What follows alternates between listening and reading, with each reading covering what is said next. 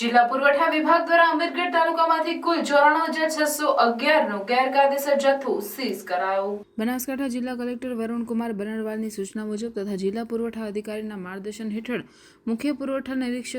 નિરીક્ષક અને મામલતદાર અમીરગઢની ટીમ દ્વારા ખાનગી બાતમીના આધારે તારીખ 2/1/2024ના રોજ બનાસકાંઠા જિલ્લાના અમીરગઢ તાલુકાના વિરમપુર ગામે ચાચર ચોક વિસ્તારમાં પ્રવીણકુમાર રામદીન અગ્રવાલના ગોડાઉન તથા